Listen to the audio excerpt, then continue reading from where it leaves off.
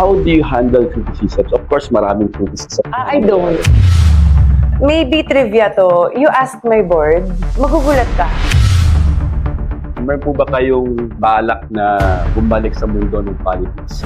It would be hypocrisy to deny that. Fast talk tayo. Uy, ayusin yung tanong yun. So, imagine lang kayo. Live audience or tape episode. TV production or government service. Lights on or lights off. I am Jorella Maria Soto Antonio. A child of God, the follower of Jesus. Wow, praise the Lord. Hi everyone, I am Ricky Avellino, the founder of Avellinos.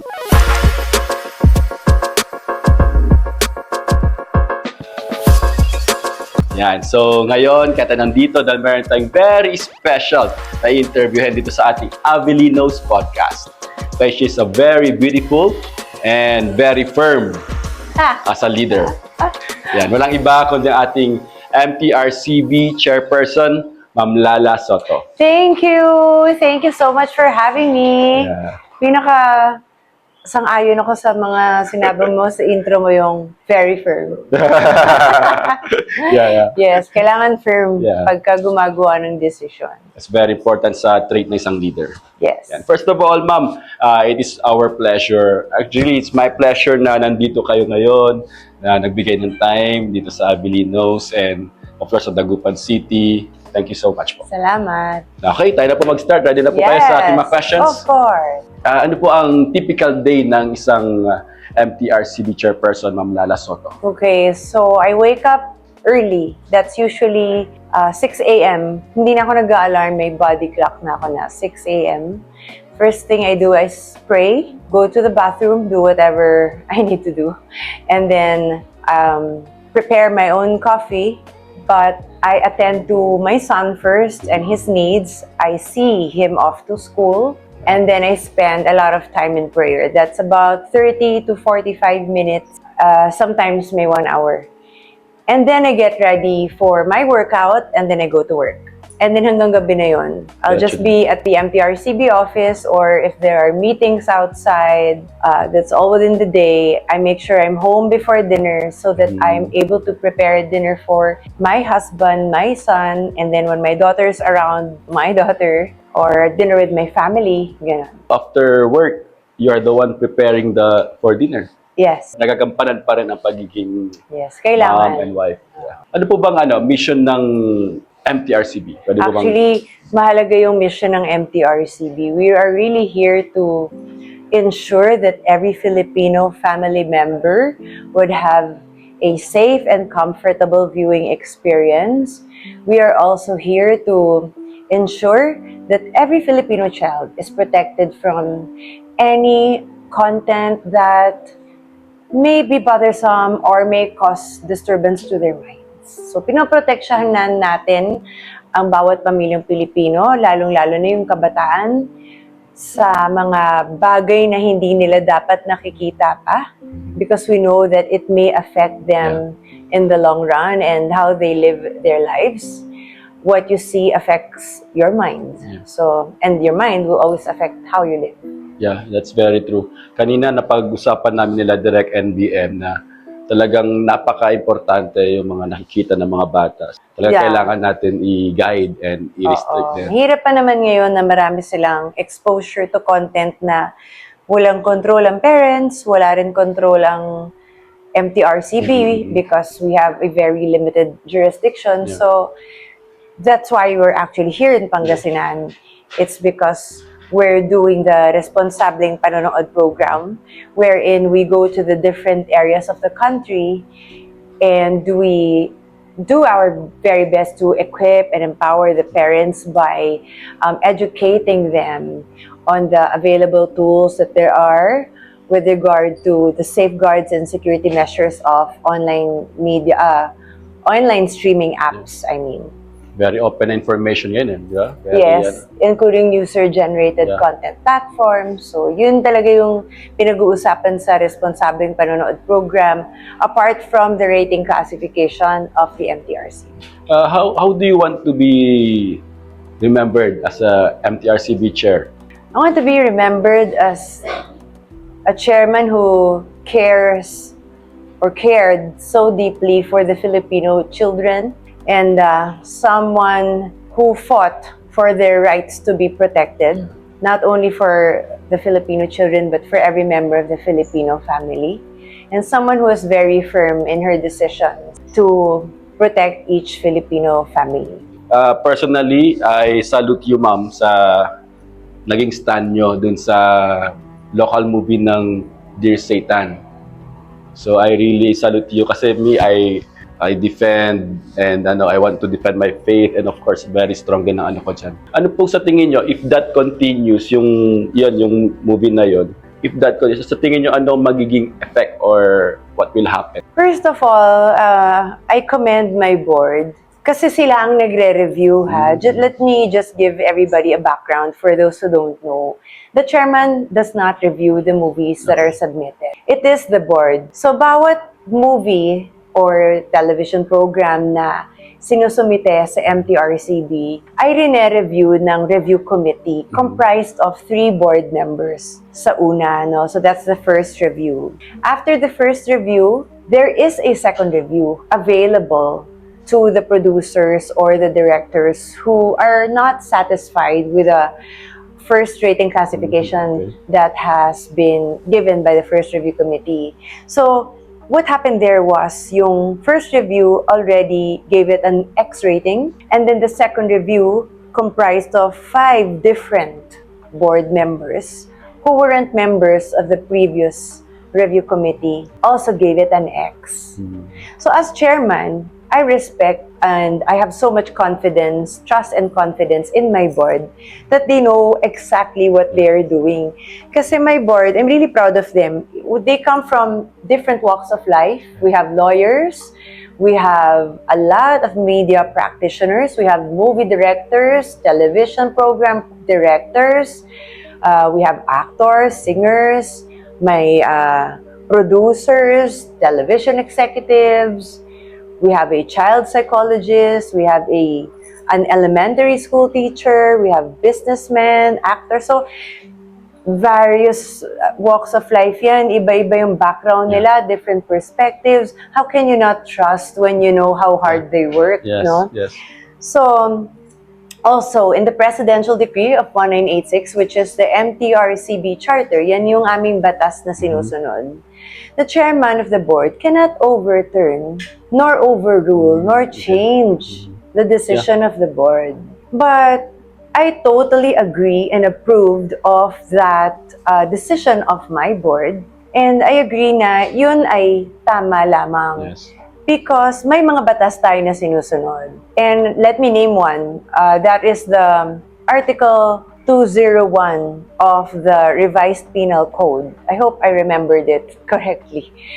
But doon nakasaad na you cannot offend religious groups or the faith of any religion. Anyone can just sue the MTRCB for allowing such. And the film was found to be violative or to be in violation of the Presidential Decree of 1986, which is yung sinusunod naming batas. Kasi dyan, may mga guidelines na sinusunod. So, meron kaming parameters for X. Hindi naman yan dahil lang, ay, tingin namin masama to, may devil X na. No, they're not that shallow. Hindi ganun yung Siyempre, may guidelines yan. So, may sinusunod kaming framework, may elements, may mga batas na, meron kaming batas na pinangahawakan at may limitasyon ang lahat ng bagay. So another important point there is, I as chairman of the MTRCB am trying my very best, together with the board, to balance that freedom of expression and creation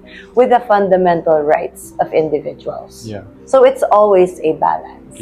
And sa palagay ko, to answer the question, if pinayagan namin yung movie, mako-compromise yung beliefs ng aming board members na pinaliliwalaan nila ay hindi ito nararapat because distorted yung teachings ng Catholic and Christian faith doon. Distorted yung tinuturo sa ating mga eskwelahan, ng ating mga magulang, sa ating mga pamilya, sa ating simbahan, masyadong distorted and masyadong offensive. Yeah. So, it may affect also children who will be watching the movie and they would believe,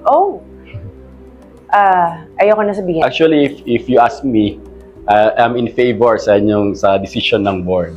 So, Thank you. Yeah. Thank you. So that's thank you for that very big decision. Yeah, that's what I always tell my board. Hindi ka pwedeng part ng board ng MTRCB kung hindi ka firm. Yeah. You have to understand na pag pinasok mo yan, as appointed by the president, you will make tough decisions. And it is inevitable. Yeah. So, how do you handle criticisms? Of course, maraming criticisms. na I don't. nangyayari. You just ignore. I just don't. Ba't mo naman i-handle yun? Everyone's entitled to their own opinion. They can say whatever they want, opinion nila yun. Yeah, tama naman. It doesn't mean that it's factual. So, Sometimes, dagdag lang sakit sa ulo pag if you will, di ba? sa dami ng trabaho ng MTRCB, wala na kaming oras para pansinin po yung mga criticisms. But, that's a good advice then. just to let you know maybe trivia to, you asked my board, magugulat ka. Kasi, mas gusto ko pa nga yung kinikriticize ako kaysa sa pinupuri. Sa totoo lang. Even if you ask them. I always ask for the negative point of view. Because I believe that it's something we can learn from or I can improve on. Yeah, tama po kayo dyan. Kaya meron nga kasabihan, the biggest room is the room for improvement. Yes. Yeah, we cannot improve kung hindi I'm natin very open to Yeah. criticisms, especially when they're constructive or suggestions for us. Kasi kung hindi ko naman tingin na kailangan namin, then we just don't apply it. But we also have to consider sometimes. That's another trait of a good leader. Yeah, you listen. Ay, wow! Na 100 na ako sa'yo. Para doon na points ka. Okay. Ito naman, ma'am. Sa inyong napakalawak na experience din, ano po yung pinaka-difficult na naranasan nyo na problem? Sabi natin dito sa MTRCB. And paano nyo po ito nasolusyonan? It's really tough, no? With regard to materials, movies, television programs, di kami nahihirapan dyan. Sa totoo lang. Mas mahirap yung internal. Kapag may problems internally sa office. I agree. Yung ganon. Kasi these are people whom you know, you have learned to love, pero pag mali. Actually, yung mga mas actually, yan mahirap ang yun pinakamahirap din sa leader. Di ba? Kasi yun. you think of this person, kung ano yung maramdaman niya, or Diba? Tapos, di ba, yung relationship. may relationship na rin kayo. Very, Kaya May kaya part minsan, di ba, maawa ka rin. kaya minsan sa family, minsan mas mabilis mag-away dahil you value each other eh. Yes, Kaya konting concern ka, minsan nagkakaroon For ng me, conflict. mas mahirap yun. I'd rather na galit sa amin ng outside forces Yeah, I agree. because we made a decision na hindi sila sang-ayon sa aming rating. Okay na okay lang yun. Or hindi sila sang-ayon sa aming disapproval. Ganun talaga. Yeah. That's what we're here for. If we were liked by many, then I always say this, and we're not doing our jobs. Yeah, that's We right. should be alarmed. Tama. Pero yung mga sa internal, sa office, yung mga employees, mas doon ako nahihirapan. Kasi I love all of them eh. Yeah. Lahat sila may relationship Yeah, na with us. And to answer the question how I handle it, number one, pinagdadasal ko talaga. It's important we need God every day. Yes. Every minute, every second of the day. So I always pray for guidance and wisdom. Napakalaking tulong ng board. Kasi ang karamihan ng mga desisyon sa MTRCB, the board really decides, entails a board decision. So, yung board ko yung nagpapalakas talaga ng loob ko. Sure, Yan, based sa, kasi nag-research po ko and I read Bawi-bawi lang. about you, ma'am. And kay Pulo Bala ay nagbuo ng Kasama Foundation. Oh, yes! So, ano po yung nag-udyok sa inyo na i-build long yun, establish story, ng but Kasama that's a Foundation? very interesting story. Kasama Foundation, I established in college. College. Mhm. It's so funny because I wanted so much to run for counselor back in early 2000, no? So, nagpapaalam ako, hindi nga 99, wala pang 2000 nun eh. So, I was asking my dad for permission na payagan mo ako, Daddy, I want to run. Hindi niya ako pinapansin. Tapos, ayaw. To be very honest, ayaw niya talaga. As in, ayoko, hindi pwede, lala, ganun. Very strict yun. Sobra talaga. He's protecting you siguro. Over. Yeah. Over. Tapos, parang hindi ko na alam ang gagawin ko. It was a desperate move, actually. So, I sought the help of my professors in the College of St. Benilde. Sabi ko sa professors ko, Sir, can you help me? Because my dad doesn't want me to run and I really want to run already. Kasi alam ko, gagraduate na ako parang in a year or two. O sabi nila, we'll help you. So, they were the ones who helped me build that foundation. And then tuloy-tuloy na. And currently, we have, the last I heard was over 10,000 members Wow. of Kasama Foundation. So, I was in college. We would go around different provinces, different cities. Nagpapa-Christmas party kami sa mga bata.